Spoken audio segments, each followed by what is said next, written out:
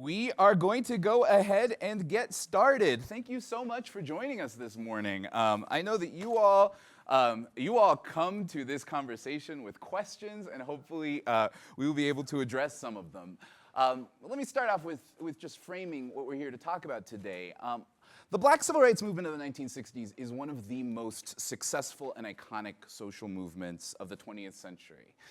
I would not be on the stage if the events of that decade had not taken place. I'd argue that its impact on American life, law, and society is rivaled only by events like World War II, and its influence continues to reverberate far outside our borders. But here in America, some of the biggest achievements of that movement are under threat.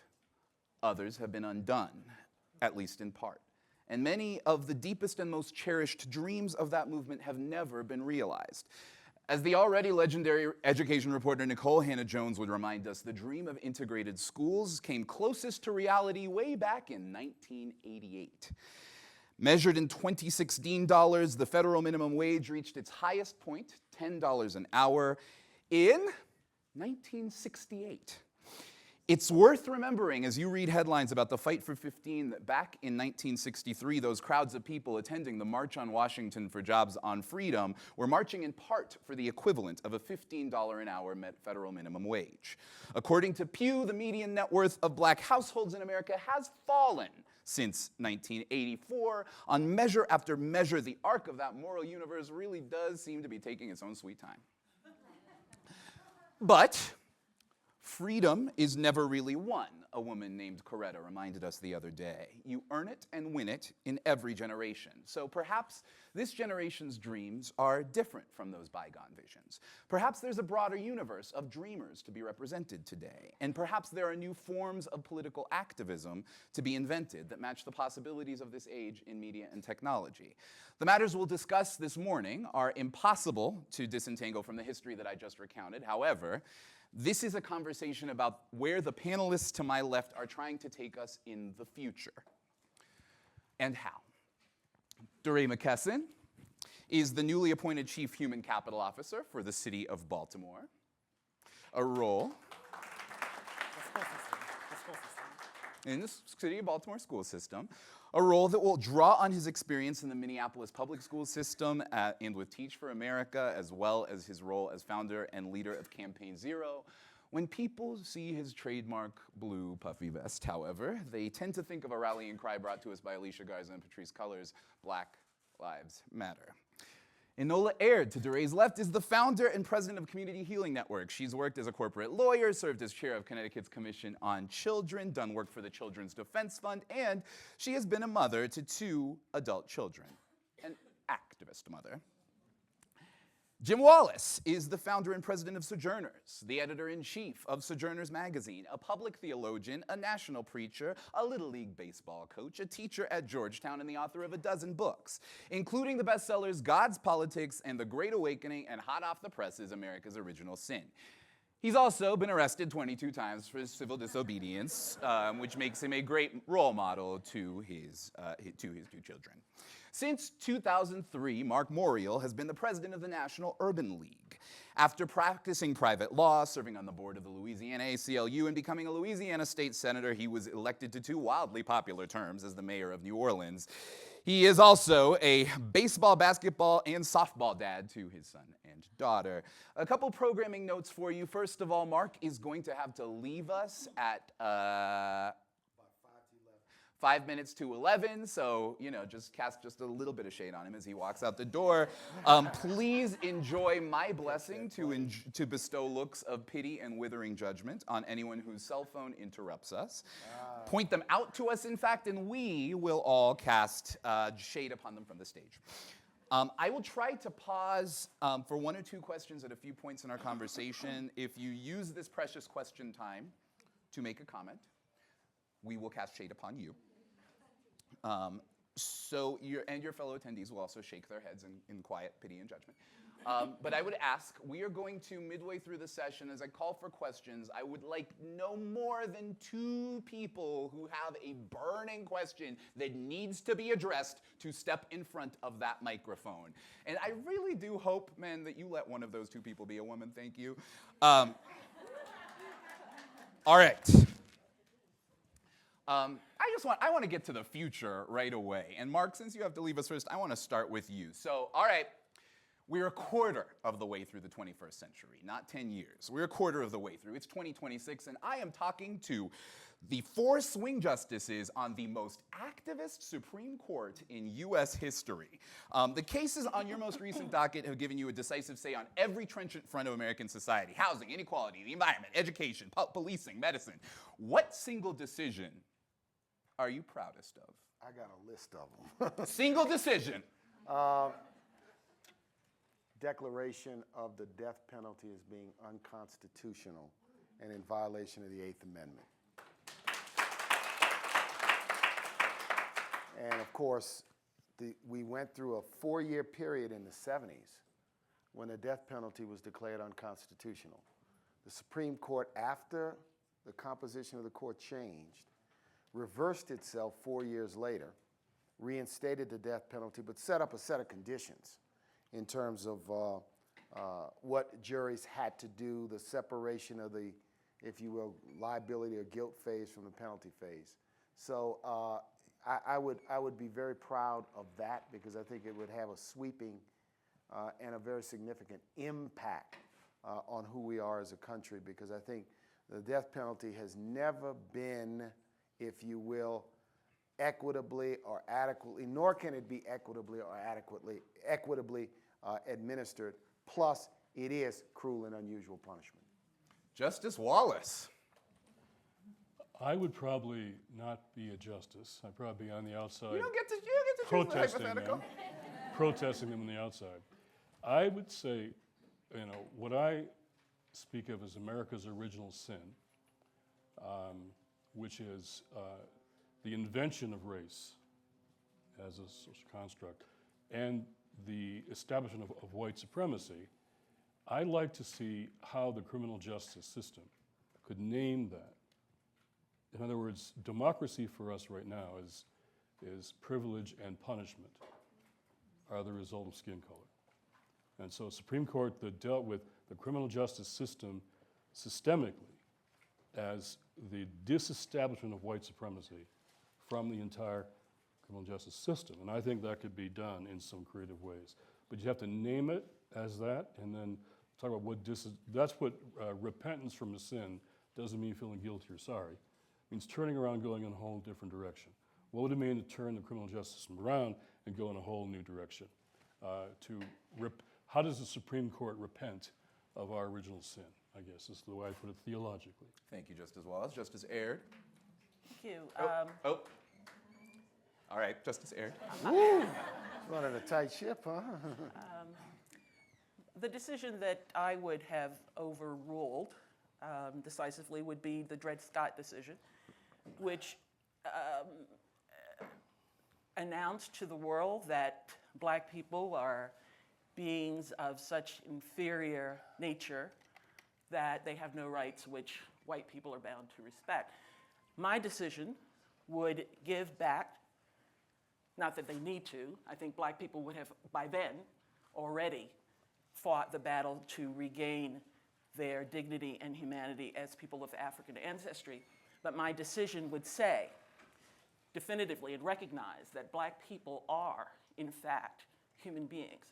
Because for 500 years, we have been regarded as inferior human beings, sometimes less than human beings. And the State of Black America report that Mr. Morreale has here has a bunch of statistics and health disparities that tell us what we know, which is that on nearly every measure, black people and white people are dramatically unequal. If we do not deal with this issue of the lies of white superiority and black inferiority, which are part of the air we breathe and inform every single decision that is made in our lives, we will be here, or maybe my children will be here 50 years from now, wondering and bemoaning 50 years, the State of Black America report that says, why are there all these disparities? Let's face the fact. We have been treated, we have been deemed inferior. What needs to happen now in terms of the 21st century movement is that we have to fight a fight for our humanity. And it has to be a global fight. So I wouldn't consign myself to, calling this a civil rights movement, nor would I consign myself to calling it a US movement. Everywhere we are, this means certain things, and they're not good. And we have to make sure that that's changed definitively. Thank you, Justice Ayer. Chief Justice McKesson. Chief Justice. I think that, so a lot of great answers, so I support all of these justices. I would love for a... You authored several of those opinions. No separate opinions, please. I would love for a case that brought into question police union contracts, that brought into question use of force policies, and that brought into question some of the laws around policing. I think about Sotomayor's latest opinion that so clearly talks about the legacy of policing and calls out its racist past, though it doesn't undo sort of the damage there. The dissent is a powerful dissent. So I think about in cities across the country, places like in Baltimore, where officers don't have to give, or when Freddie Gray got killed, the officers didn't have to give a statement for 10 days, right? And that's a legal protection that the police have. And the police have a shadow justice system in this country that almost guarantees that they will not be held accountable. And that's like not me as like activist or who's in the street and got tear gas. That is like, it is, they literally just have like a different system of rules. And in places like Detroit, in Detroit, an officer cannot just be interrogated. Like you can't go up to an officer like, I'm gonna interrogate you. They have to get written notice 48 hours in advance that they will be interrogated. And that is, any lawyer in the room knows that like no private citizen has that right. I would love for there to be a case that just like chips that away in like one fell swoop that is seemingly really small, but we believe that the impact that would have would be demonstrable. That like it is often those really small things that when they get pulled away change systems and structures in really radical ways. Thank you very much. So let's come back to the present. So Mark, you are holding in your hands a report that the Urban League has been producing for the past 40 years, the State of Black America report. This year, in its 40th anniversary of that report, now the Urban League has been with us for more than a century now, but this year, it is the 40th anniversary of that report, and this year the Urban League included in its equality index that it's been doing for the past decade a comparison of where we have and have not come since 1976. There are 10 measures in that comparison, and on several of them, for example, employment, home ownership, Black Americans have either moved backwards or remained at a standstill since 1976. Even in areas where the fortunes of Black Americans have advanced, they have still, in the intervening years, moved further behind their peers in the American economy. What does that tell us? Are we at a standstill? Are we moving forward? So I like to use the analogy that African Americans are like a caboose on a train, right? When the train speeds up, so when the economy speeds up, the unemployment rate for Black Americans will certainly go down. But the relative positioning is, when you're the caboose, you're always last. The caboose could go 80 miles an hour, but it's always last. And I think that in this report, and I really want to encourage you all at stateofblackamerica.org to look at this report. And the reason why you should look at this report is because I think that any discussion about race and racial disparities ought to have a factual basis. And this report provides a factual basis. We have a black-white comparison. We also now have a Hispanic-white comparison. We also have unemployment and income comparisons for the 70 largest cities in the country. So you can go to New York City or Chicago and look at the black-white income or the black-white unemployment disparity in Baltimore for that particular metropolitan area. So it helps inform the conversation. We gained ground from 1963 to 1976, 77 or 78. If you look at poverty, if you look at unemployment, if you look at high school graduation. Then, after 1976, beginning in the 80s, really with the Reagan era, we went into a period of significant stagnation and retrenchment on a whole wide range of issues. On some issues, like unemployment, we made progress in the 90s. The black unemployment rate came down to 7% in 1999, for example, while the overall unemployment rate was probably 4.5%. So the disparity significantly narrowed. The most striking thing in here about how ground has been lost is when you look at home ownership. So in 1976, the black home ownership rate was 40%. 40% of all African Americans owned their own home in 1976. By the time we got to 2006, that number had increased to 50%. Guess where it is in 2016? 14. Back to 40. So what took, if you will, 30 years to go 10 paces, the entire gain of 30 years was lost because of the economic recession. So these numbers, I think, demonstrate. Now, one thing that's striking in these numbers, and I'll give you an example. So poverty. Black poverty is about the same as it was in 1976. Guess what else? White poverty is about the same as it was in 1976. And so there's a lot of incredible comparisons. We have, in some cases, stagnated, in some cases lost ground, in some cases made some progress. Now we're at an inflection point in American history as to whether the future is going to be a future where we can make up some ground or we're going to continue to fight against a retrenchment that has occurred.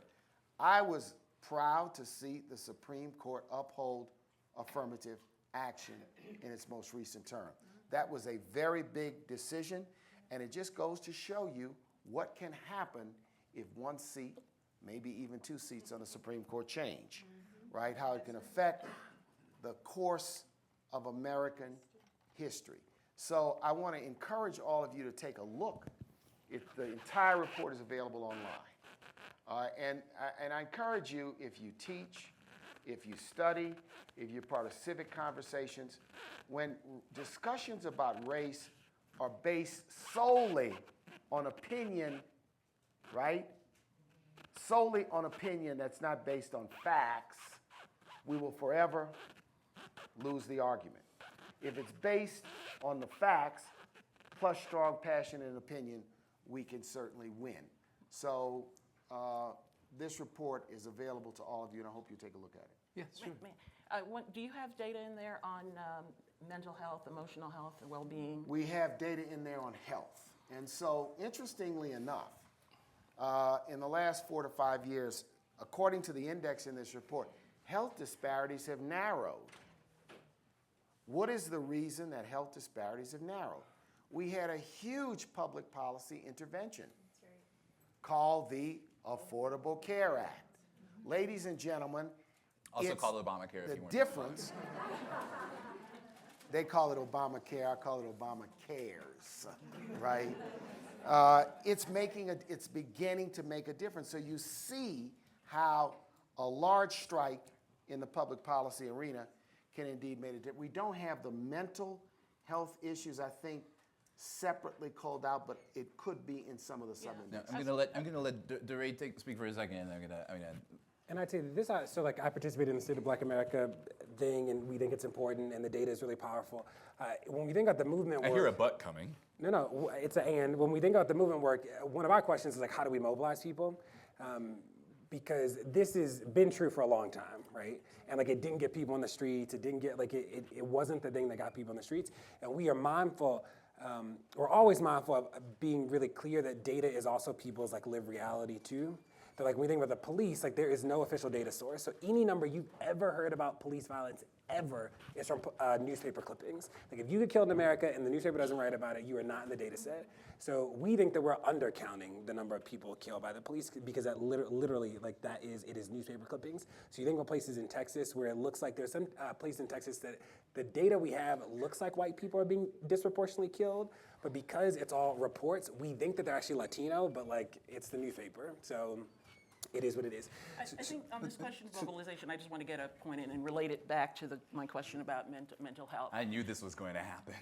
I was going to lose it. And it Well, it's just important. It's okay, this is Ideas Fest. I think that one of the reasons we're having, I believe, so much trouble mobilizing our community is it relates to this mental health issue. 400, 500 years of trauma really does leave people in a space where they can hardly engage with these issues, which is why we at Community Healing Network feel that it's absolutely crucial that we spend as much time focusing on the emotional health and well-being of our community as a prerequisite, a necessary prerequisite to being able to do all these other things.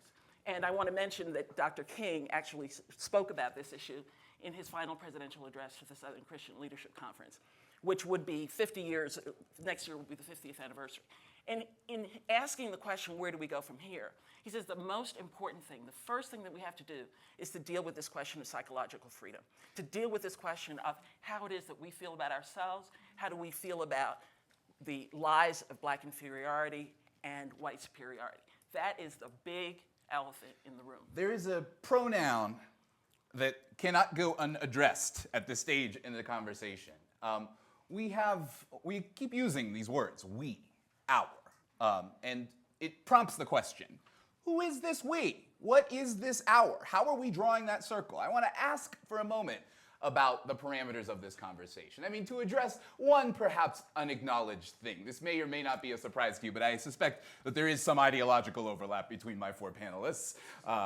So this is not going to be an episode of Crossfire. But Jim, I am particularly curious for you. You know, I see we name-checked in the description, in the session title for this session, Black Lives Matter, so putatively we are talking about African Americans. But who is this we? Who should this we be that's having this conversation? I'm going to suspect, I'm going to hypothesize that there are some non-African American people in this room, and perhaps even at this festival. And so what is this conversation about? Who's participating in it? Who is this we, Jim? I am glad to see that Aspen, at least this room, is a little more diverse than my experience in the past. But the white folks in this room, still, I think in the progressive liberal white world, race is a problem that minorities have that we can be helpful with and make that caboose go faster. That's why we've got to go deeper than our politics and our sociology. What Enola said, the original sin was not slavery. That's too easy. I mean, the Greeks were slaves to Romans. They tutored the elite children. No one destroyed their humanity and their families. Our original sin, and it was the Christians, I'm a Christian, the Christians said we can't do what we're about to do to indigenous people and kidnap Africans without taking away their humanity. You can't do that. So you create this invention that in fact is based on white supremacy and superiority. And I was in Denver, we had town meetings around this book around the country. In Denver, I learned of a new study that in Denver, African American women who are achieving economically and educationally have not changed infant mortality rates, no better than poor black women. No better, right? Because the stress is so high. Stress leads to infant mortality. And if you're a successful black woman, education, economics, the stress for your children every day walking out that door is different than white privilege is something white folks, we don't have a clue still. So we had these meetings and a white liberal would say, what do you mean white privilege? And then a young African American would say, well, you don't see it, you got it. You know? So we just don't have a clue about whiteness. Whiteness is a myth, an ideology, and religiously, I'm going to say it's an idol. It's an idolatry. White Christianity is an idolatry. And idols separate us from God. So whiteness has separated white Christians from God, I'll say. So when I say to white Christians, if white Christians acted more Christian than white, black parents would have less to fear for their children. And that creates a whole kind of conversation. So this can't be about how to make the caboose go faster. It's got to get deeper, deeper, and deeper about how in policing, as DeRay says, in criminal justice, it is built into the system that the Black Lives Matter movement is not just a great, hopeful, young movement. It is directly attacking the foundational principle of this country, which said, at the beginning of our nation, we said, indigenous lives and black lives don't matter. That was They our eventually founding gave us principle. 3/5 to their Yeah, credit. and I want to come back to the issue of mobilization, because I think this is the contribution of the Black Lives Matter movement, because I'm in a historic civil rights organization that's been around for a long time, right? And the dramatic effect of Trayvon Martin's tragic death, right, served as a catalyzing wake-up call. And then it was the first in a series of tragic, high-profile killings of unarmed black men by police. What I thought was good, because I'll be honest, right? Before that happened, I would ask myself, where are the young people?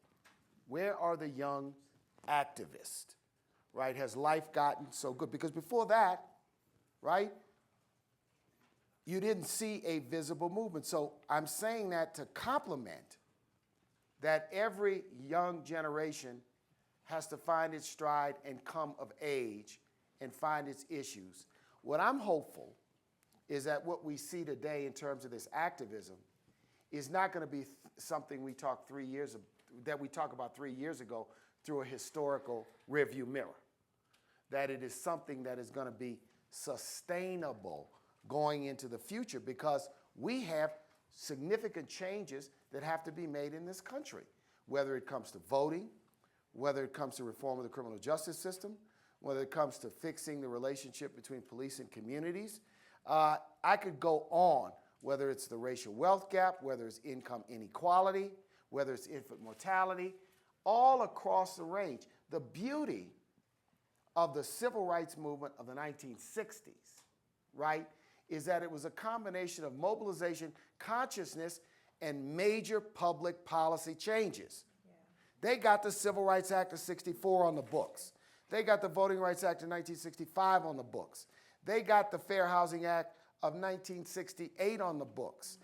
Johnson was compelled by civil rights to launch the war on poverty, where Head Start came from, where a whole series of measures came from that continue to play an impact on how we live today. So the translation point is that we have to mobilize, there has to be activism, but there has to be a definitive step that we take that we want to see substantial and meaningful change.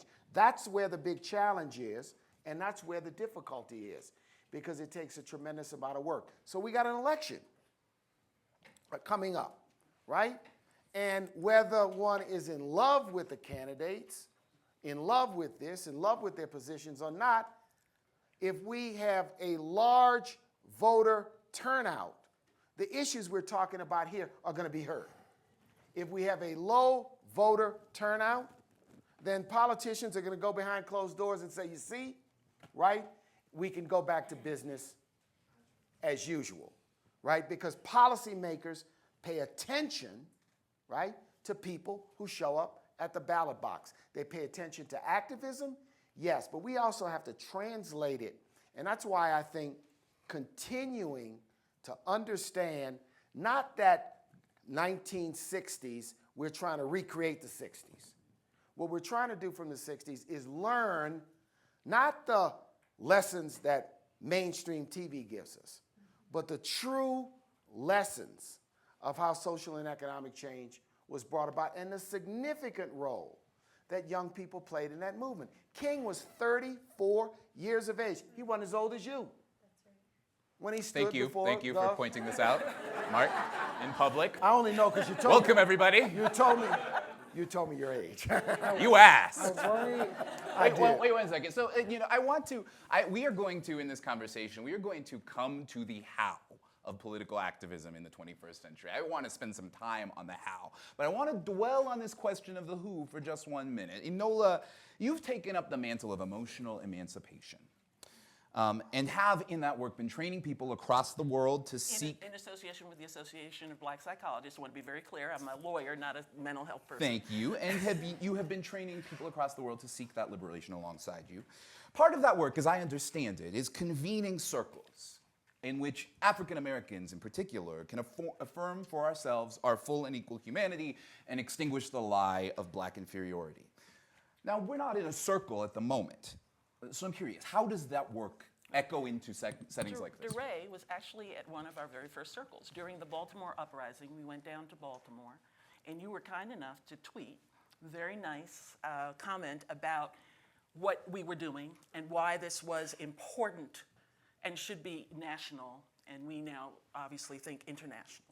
We need spaces where we can share our pain, share our stories, understand in a very fresh way what it is that this experience has done to us, how it has shaped us in terms of our self-image, in terms of our confidence. The American Psychiatric Association says that racism adversely affects its victims by undermining self-image, confidence, and optimal mental functioning. When I read that, I thought, gee, that's everything that I am. That's everything that I am. So over the course of 500 years, this original sin has had that impact on us, which makes me think so much of black people. We are amazing. And to think that we have accomplished all that we have with that weight on us. Think how we will be able to soar, and our children soar, when we take the time to do the work that is necessary for us to heal. Malcolm X called us to this work. Garvey called us to this work. Carter G. Woodson called us to this work. Fanon called us to this work. It is long overdue, and you have no idea what black people are going to be able to do once we do this. And let me add Coretta and Claudette and Rosa and Grace Lee. I am now... Bell hooks. Before Mark Morial leaves us, I would like to take just 2 questions. So please, if you have an urgent question, please step to this mic, and as 2 people make their way to the mic to my right, DeRay, please make your remark. So I worry a lot about the way we talk about the movement, because it highlights to me this deep misreading of why people got in the street and why people stayed in the street. Like, I don't think it is, what is real is that it was like broken bodies, right? Like, we got in the street, a hashtag didn't call us into the street. It was Mike's body for 4.5 hours. Like, that was real. And it is not that people don't understand that policy is important. I think that people are actually making a choice to say, I'm going to withhold my participation from a system because I want it to break. Like, some people are making that choice. Whether you agree with it or not, that's like a real thing in the way people are choosing to participate in the space. And I do think that, the data is really important. It's been important, but there is something about how we tell these stories about the world we want to live in. And with the police, it was easy. It was like, where do you feel the most safe? It's probably not in a room full of police, right? It's probably in a room where there's people who love you, where there's food and shelter, and then the question becomes, how do we scale that? And like, the police shouldn't kill you. That was like, we were able to tell that story easily. And I worry when we think about building coalitions around other issues that people like miss the story part. So if it's about health, maybe the story is this idea of health beyond hospitals, right? That like is something like regular people get. And I do worry in this moment that we're in a moment where more people want to do good work than want to be members, and more people want to do good work than know what to do. And like, we have to think about how we organize differently, that we know that we didn't invent resistance, we didn't discover injustice, but like, I don't necessarily have to live in the shadow of King every day that I think about this work, right? He was not the first organizer or the only organizer, but was an important organizer, right? And how do we like have the way we think about this work grow with the tools? King and them, they had to protest during the day because they needed the tape to get to the news station at night. That was like I can tweet right now, I have 400,000 followers. I can see something right now that like ripples in a way they didn't have access to, which is not their fault. This is like a different space. And so many times we talk about this like without acknowledging like that the space is different, right? And it is so different. And like, people stood in the streets for a long time in a way that like a generation told us not to, right? People who now like embrace the movement were like, go home, this isn't the way to do it, da da da da da. And we did it because we felt like we tried everything else and it failed, right? We called, we emailed, we voted, and we would say to people, Harriet didn't vote for her freedom, right? That they're like voting is one of many tools, but it's not like the panacea because we tried it, right? And I still got tear gassed, pepper ball, pepper sprayed. So I worry about how we think about this woman. I do think the movement's young. Like I think that, there's a lot more room to go, but it'll be a real test of organizing. When I do think about the intergenerational split, I think that there are people who want to be our parents and not our partners and our peers. And like that is a real thing. And there are people who are just withdrawing from spaces, right? Who are saying, I'm not gonna fight you. I already fought the police, right? And I fought them all day. So what I'm not gonna do is sit in a room and fight an older person, but I'm just never gonna be in that room again. And that isn't, like, I don't think that's like the best thing for the work. Like we can either fight each other or we can fight together. I think that's real.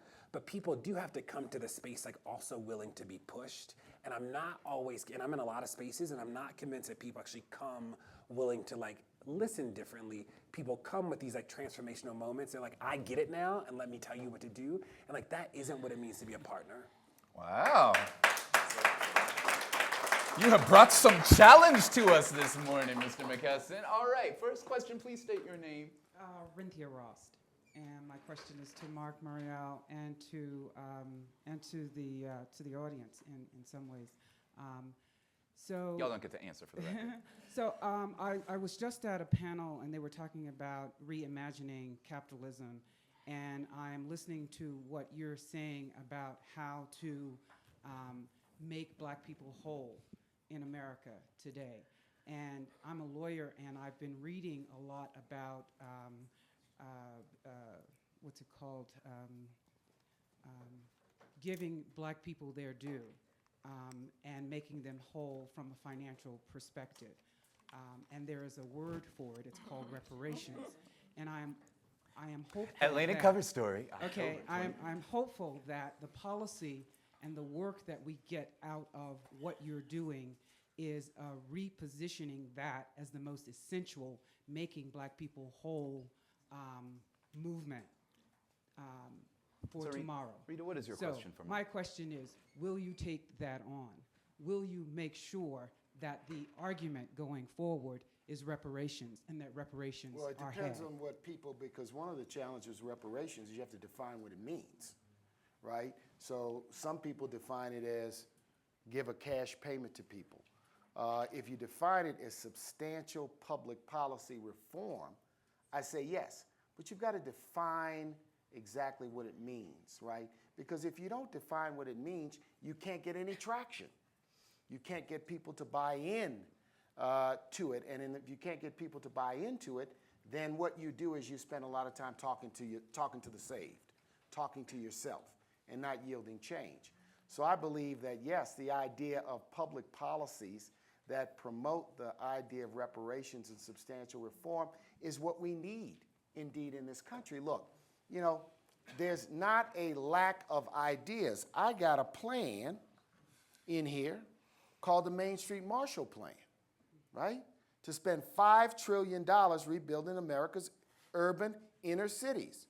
Summer jobs for youth, a wide range of policies to invest in infrastructure, a $15 national, not every state, national minimum wage. No lack of ideas.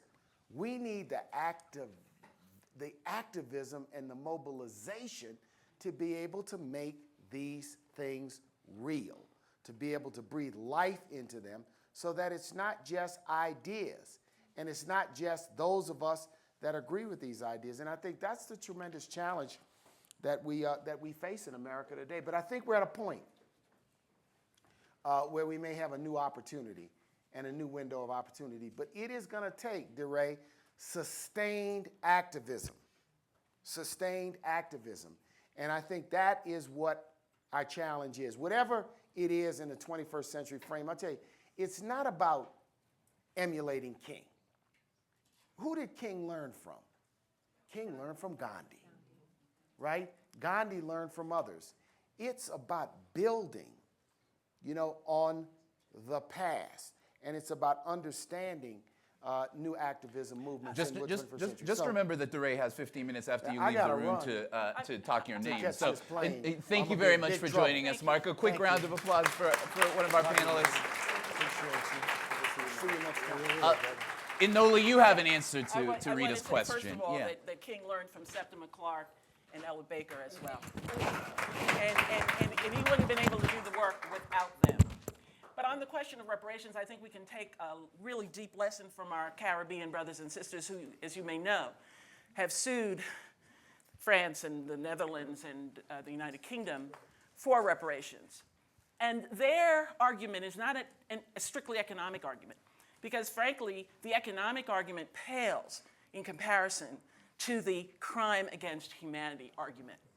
It pales in comparison because the diabolical genius of this thing, not America's, it's the Western world's original sin, is that it did enslavement of people in a way that took away, went to the heart of our humanity. They didn't have to do it that way, but they chose to do it that way. And so the argument that the Caribbean people are making is that you've got to make up for the psychological harm that you caused. You got to make up for the physical harm that psychological harm causes. And so there's a way to quantify that, and there's a way to make amends for that by giving people the kinds of mental health, emotional health supports that can help them to repair themselves, repair their families. And most importantly, I think, you can recognize that what has been going on has continuing impact, and that you can actually think about doing something like an anti-smoking campaign, a public health campaign that recognizes this evil, its continuing impact, and really tries to change it, really tries to change the image of Black people in the world. All right, DeRay. Just two simple things. One is, or the framing of this is, I'm never sure who people are talking to when they talk about reparations. I think that a lot of Black people are also confused about the phrase. And I would offer that, like, what we talk about is this idea of acknowledge and repair. And we think that that is like simple. Acknowledge the trauma and repair. And like that is what reparations is. So we can actually decouple the word and talk about acknowledgement and repair. And people are like, I totally agree. And we're like, reparations. They're like, oh, like that. And the second is like, we also help people understand that it might be a seeming overinvestment in areas that have been historically and intentionally underinvested in, as a way to like help people think about it different. So you think about literacy, Black people don't come from a habit of reading, not because they didn't want to read, but because they couldn't read. So you think about what an overinvestment looks like, that would look like in a place like Baltimore, making sure every single kid born in the city, like doing house visits where every kid got a library at birth, right? That would be like a seeming overinvestment in a community that has been intentionally underinvested in. And like that's how we've tried to help people think about reparations differently. Jim, I shut you down, so whoever Mark asks his question to, you get to answer first. Mark, what is your question? Hi, Mark Lucky. So I was going to say to Ms. Memorial that I work in data, I understand how important data is, but how do we go beyond the numbers and the preaching to the choir and the people who already care about data and get people to actually actualize on that? And the second part to that is, stay woke, stay woke. We all stay woke. We got our fists up in the air. Sorry, DeRay. But like we're woke now. What do we do? Like what's the next thing that we do? So, yeah. Jim. First of all, there's a scripture on the reparations question. Isaiah 58 says we are to be repairers of the breach and the restorers of streets to live in. Repairers of the breach, this is a breach. It's original sin. And the restore of the streets, that's what Teray's doing. So how do we talk about, repair means reparations, that's what it means. But the we question is really critical here, because the we is about to change. The most important political fact in American life is that by 2030, this will no longer be a white majority nation. And that's underneath all of our election politics. That's underneath Donald Trump, it's immigration, that's underneath it all. So I think reparations, if you will, is going to be a part of that new epic of politics, because there's a guy named Mr. James Crow Esquire, who's got a suit and tie, and he says, I can't stop changing demographics, but I want to prevent, block, delay the impact of that changing demographic on American life. And that's what the election is about, but it's more, DeRay's right, it's more than the election. It's about if the Ferguson young people hadn't been out there night after night risking their lives, there wouldn't have been a Ferguson commission or a DOJ report or a policing commission. So a new generation is really, I think, preparing us for this new epoch in American life, which will be what they call a majority of minorities, which means a whole different way of talking about everything. And that's what the old power structure, like in South Africa still, wants to keep from happening. So let me be argumentative for a second. I mean, take Duray's question and Mark's question seriously. And Jim, I'm sticking with you now. The question on the table was, okay, so we've acknowledged there is much fellow feeling in this room about what need there may be. But what does repair look like? What does it actually encompass? What does it include? Well, as Duray began to speak, education is at the foundation of that. Economics, education, but I think what Anola is saying is really important. If what happened in the original sin is really the overt denial of the image of God to black people, then really it was our economic system was based on the throwing away of Imago Dei, the image of God, throwing it away. So there's a deeply theological, moral question here underneath the economics and the education. But unless you repair, it means turning around. Turning around what's happened in specific, targeted, strategic areas to repair the breach. There is a breach, it must be repaired. Education, I think Duray's right, is going to be central to that. I want to talk for a moment. I mean, the environment has changed since the 60s, right? Like the context in which activism happens has changed a lot. There have been a lot of changes in American life. There have been changes in housing ushered in by federal policy. There have been changes in our educational system. There have been a lot of changes. In the 60s, one of the notable characteristics of the movement, as Mark mentioned, was that movement was built in large part on federal policy, on national judicial court decisions. It was a machinery that today is quite different. Federal policy, an act like the Fair Housing Act, the Civil Rights Act, it is difficult to squint your eyes and imagine such legislation taking shape in a Congress in 2017 or 2018. So how does activism change in response? And I want to pair this with another question, and this is particularly for you, Duray. I mean, you asked the question, how do we mobilize people? I think one of the most notable characteristics of the 60s civil rights movement was the intellectual tradition of that movement. It was built on this intellectual catalog that activists had pulled together that spanned centuries. I mean, it had been refined in context in other nations for generations by the time it reached Birmingham in the 60s in America. When I look around today and I look at the intellectual catalog that's being shouted out by today's reformers, I feel like I don't know if I see a theory of action that's as robust and as something like nonviolence. I think it's amazing how critical race theory as a theory of philosophy and ethics and concepts like intersectionality have filtered into the minds of today's reformers. But how are those theoretics being married in your mind? What theoretics of action are those married to for you? And where are you seeing the traditions of organizing that will take us into the 21st century? Yeah, and I think about protest, I have a lot of worries in general about the movement, but one of them is around how we talk about what it means to protest. And so many people, and I say this as somebody who was in the street and all this stuff, is that people think that if you were in the street, you're not a protester, or they use that as a way to opt out. They're like, well, I have a job, can't go in the street, whatever. And what we say to people is this idea that protest is telling the truth in public, and that what we did is that we used our bodies to tell the truth that Mike should be alive, and Rakia and Ayana, and so many other people, and that we disrupted board meetings and commissions to tell the truth that they weren't using their institutional power.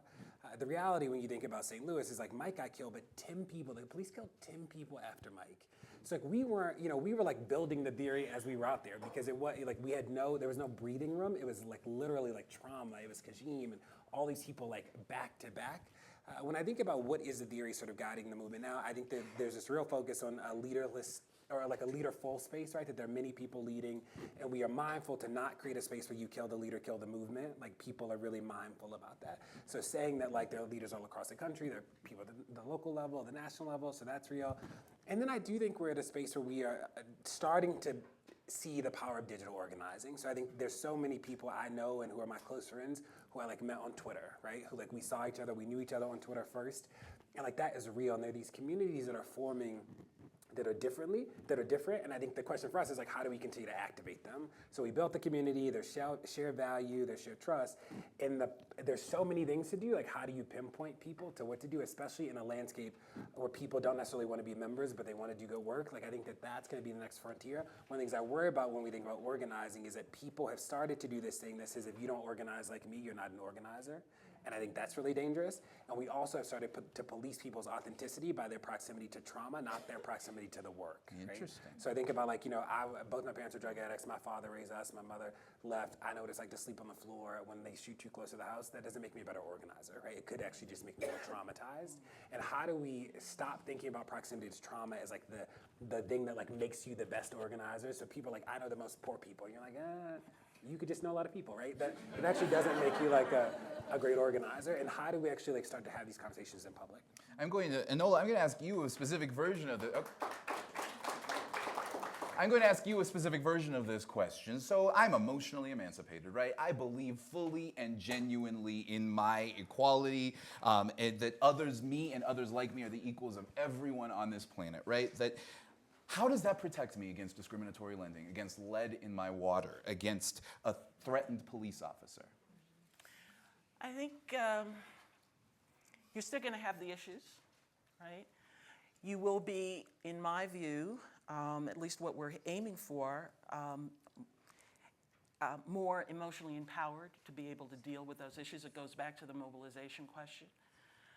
But I think what I want to say on this point is that what we're trying to do more than anything else is raise the question of the narrative that we've been living under for 500 years, right? Has at its heart this idea that we are less than human. And we, the people who I talk to, the people who are involved in the emotional emancipation movement here in the United States and around the world, we want to change that narrative. We want to change the narrative from one that's focused on our deficiencies as human beings, our inferiority, to one that focuses on our humanity. And I think changing the narrative is what people who are emotionally emancipated will do, will insist upon. And will insist upon being treated as human beings. And I think that will have a power all its own, that when enough people are emotionally emancipated, I think that can have transformational power. And Jim, I have a version of this question for you. One of the notable differences of the movement today, and one of the questions that is often raised about activism now, activism through hashtags, activism that is founded on a movement, is where are the institutions, and what will be the institutions that sustain that activism, that take these ideas and move them into policy and law. And one of those classic institutions in the 60s was the church. It was an institution, it was the thing that would be there.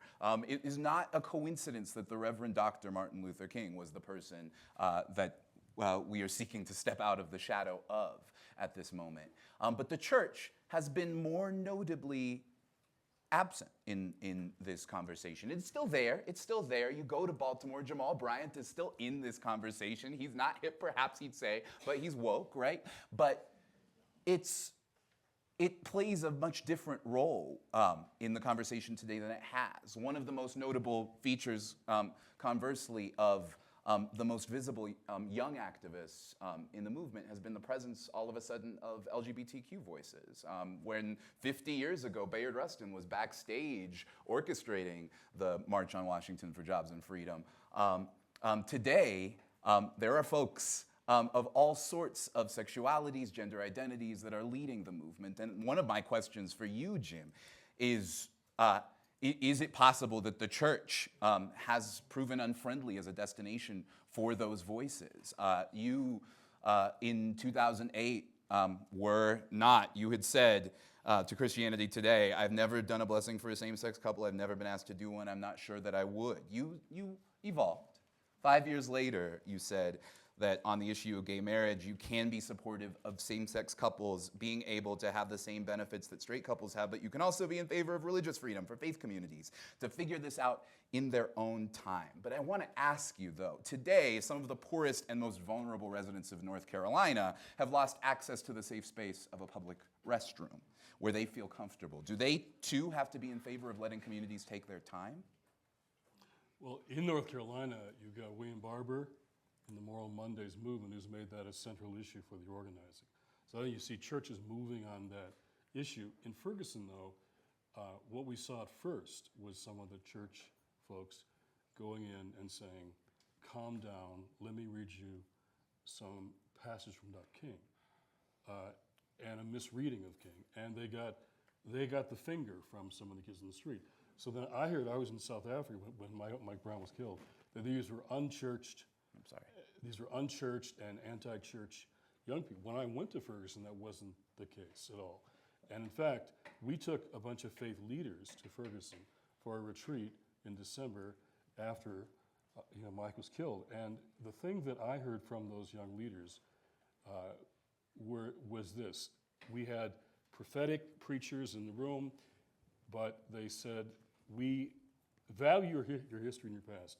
Our question is this: what risk are you willing to take?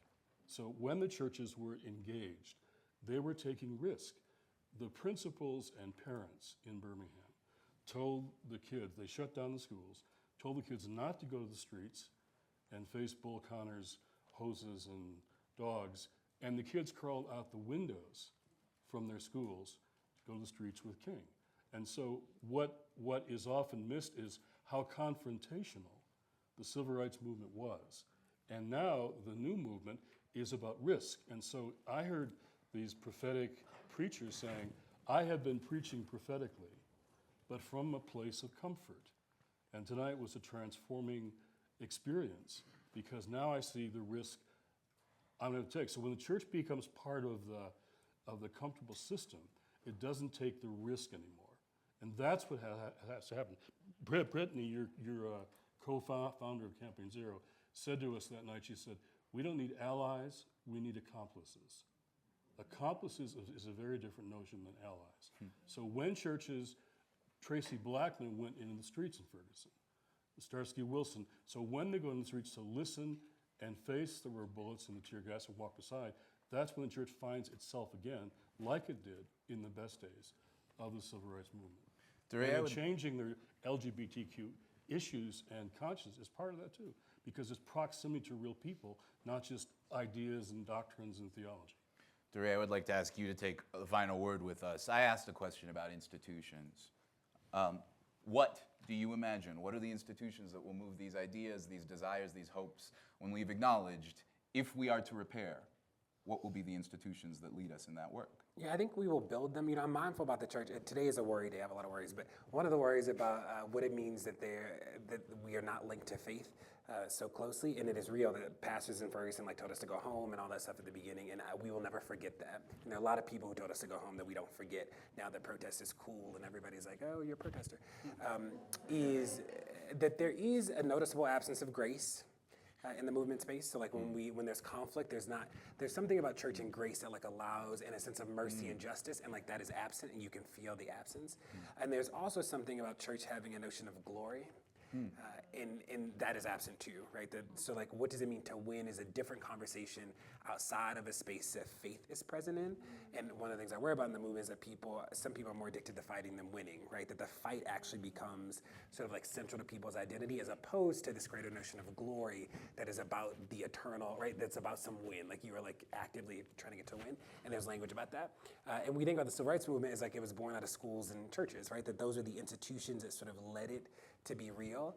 I think in this moment, we are trying to figure out the difference between infrastructure and organizations. That if you think about Ferguson, it was deep infrastructure. There was no organization that called us on the street, got us there every night, but I was one of the tweeters, there were live streamers, there was the bail fund, the infrastructure emerged that didn't need an organization. Not that organizations don't have a role to play, but we are in a space, I think, where we can like continue to build this deep infrastructure that allows people to do really good work and allows resources to coalesce that doesn't necessarily need to look the way it's always looked before. I would like to thank Mark Morial, may he travel safely, Jim Wallace, Enola Aird, DeRay McKesson. Once again, I am Matt Thompson, the deputy editor of TheAtlantic.com, and thanks to all of you for joining us this morning.